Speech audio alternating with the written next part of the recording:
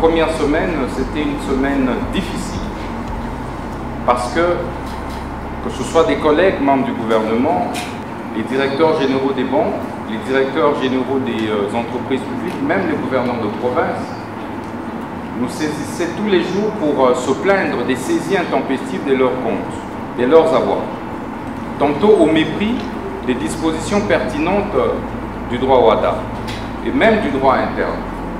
Et c'est pourquoi, vous allez le remarquer, que nous avons tout de suite mis en place des mécanismes d'arrestation de certains grands criminels économiques et financiers. Oui, on peut dire tout ce qu'on peut dire, mais c'est de cela qu'il s'agit.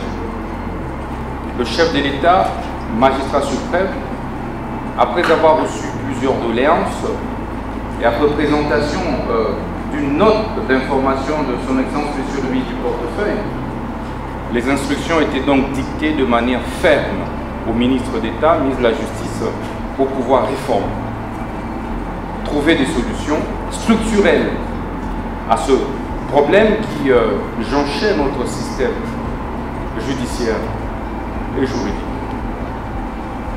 Nous nous sommes également rendus compte des condamnations fantaisistes des banques, des entreprises minières et des grandes entreprises multinationales.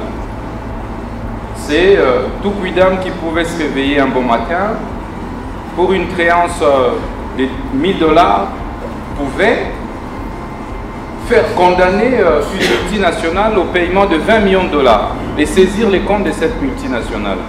C'est ça qui a occasionné l'insécurité judiciaire et juridique. Et du coup, tous les grands opérateurs économiques avaient maintenant de crainte à pouvoir faire des dépôts au sein de nos banques.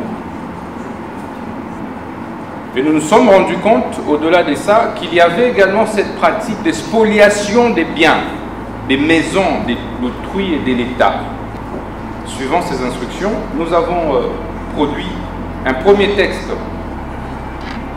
sur la base de notre Constitution, donc de l'article 128 de notre Constitution, et du droit WADA, article 50-10,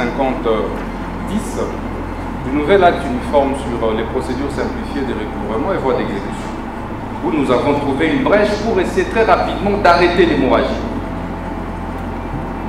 Sur la base de l'article 92 de notre Constitution, nous avons effectivement fait en sorte que ce soit la Première ministre qui puisse signer un décret contresigné par le ministre de la Justice et Garde des Sceaux.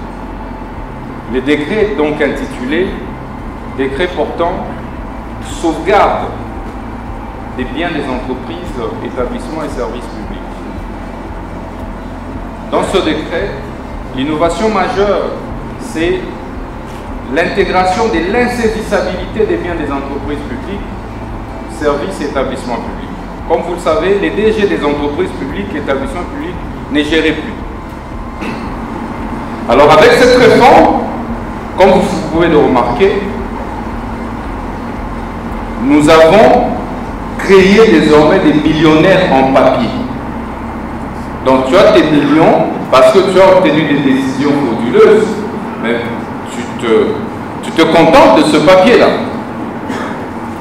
Et qu'à ce jour, je voudrais rappeler que tout celui qui va oser encore s'amuser, que ce soit le juge, que ce soit le magistrat, que ce soit le greffier, le huissier, que ce soit l'opérateur de banque, tout celui qui va s'amuser à bypasser cette réforme sera arrêté.